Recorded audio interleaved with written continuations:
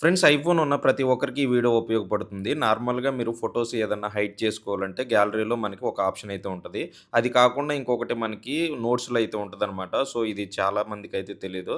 So, iPhone వాడుతున్న 90% పీపుల్స్‌కైతే తెలీదు. So, దాన్ని ఎలా ఎనేబుల్ చేసుకోవాలో నేను ఈ వీడియోలో చెప్తా. వీడియోని చివరి వరకైతే చూడండి.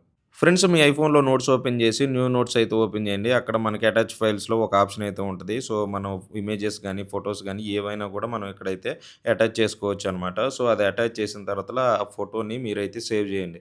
పైన మనకి రైట్ సింబల్ కనిపిస్తుంది. దాన్ని సేవ్ చేశారంటే ఆటోమేటిక్‌గా మనకి ఒక 3 డాట్స్ అయితే రావటం అయితే జరుగుద్దనమాట. పైన ఆ 3 డాట్స్ మీద క్లిక్ చేశారంటే మీకు లాక్ అని 3 ఆప్షన్ అయితే కనిపిస్తుంది చూడండి. ఆ లాక్ మీద నొక్కారంటే ఆటోమేటిక్‌గా మీ ఐఫోన్‌కి ఏ పాస్వర్డ్ ఉందో అది పెట్టుకోవచ్చు. లేదంటే మనం ఏదన్నా పాస్వర్డ్‌ని కూడా క్రియేట్ చేసుకోవచ్చనమాట.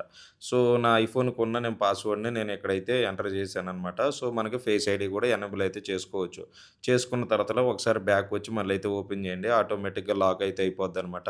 చాలా సింపుల్‌గా, చాలా ప్రైవసీగా ఫోటోసే ఉంటాయి. ఫ్రెండ్స్ చూసారు కదా వీడియో. ఈ వీడియోని ఖచ్చితంగా మీ ఫ్రెండ్స్‌లో ఎవరన్నా ఐఫోన్ వాడుతుంటే వాళ్ళకి షేర్ చేయండి. అలాగే మీ ఫ్యామిలీలో ఎవరైనా వాడుతున్నా కూడా షేర్ చేయండి. చాలామందికి నార్మల్‌గా గ్యాలరీలోనే చేసుకుంటూ ఉంటారు. కానీ మనం నోట్స్‌లో కూడా అయితే చేసుకోవచ్చు.